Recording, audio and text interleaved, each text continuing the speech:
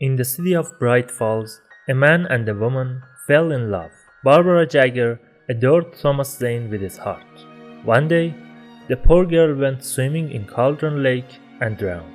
With a broken heart, Thomas Zane went there and started to write, and with the miracle of love, he brought Barbara back to life. Thomas couldn't resist this body and beauty, so they did it 24/7. They did it so rough that the cabin sunk into water and people mistook it with earthquake. Thomas came so hard that they thought a volcano has erupted. They celebrated their love at the bottom of the lake forever and ever, where no one would interrupt them. But then Thomas started going crazy.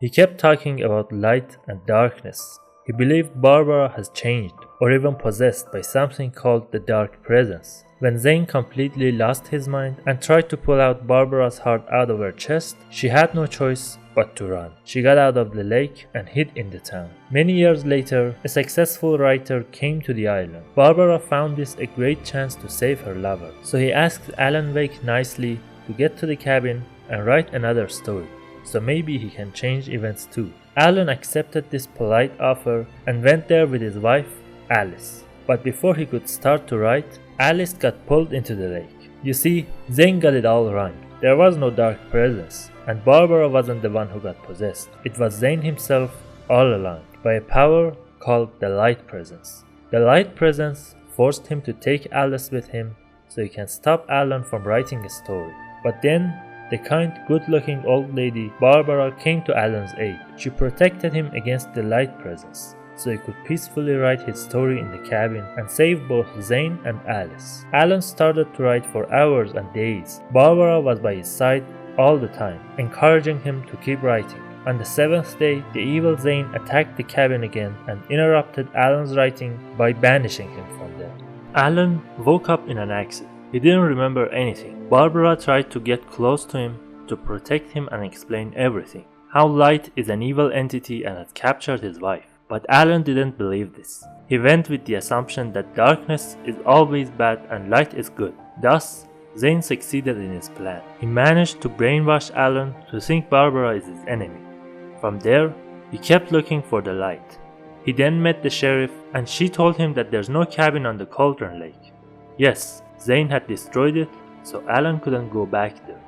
When they took Alan to the police department, someone calls him and claims he has his wife, Alice. So he and his agent, Barry, go to him and try to save her. Barbara, knowing that guy is a scammer, tries to stop Alan, to save him.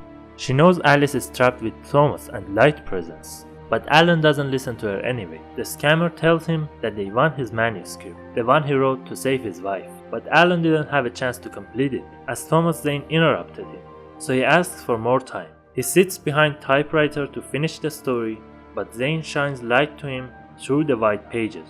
More proof that he is the evil one. Little by little, Alan is losing his mind, so they committed him to a mental clinic. They try to make him understand that he has got it all wrong, but Light's minions, Odin and Thor, mess with his head and send him to rock and roll. Deceived by madmen, he starts to look for a lady of light. Poor Barbara tries to stop him from reaching that wretched evil woman, but Alan is completely lost now.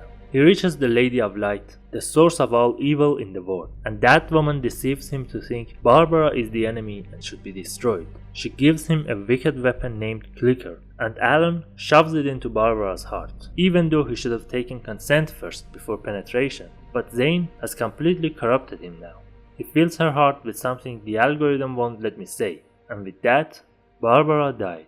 After her death, Alan realized what he had done. Zane finally revealed his true nature, that he doesn't want to let him go, that they're trapped there forever. He started to write so he could at least save Alice.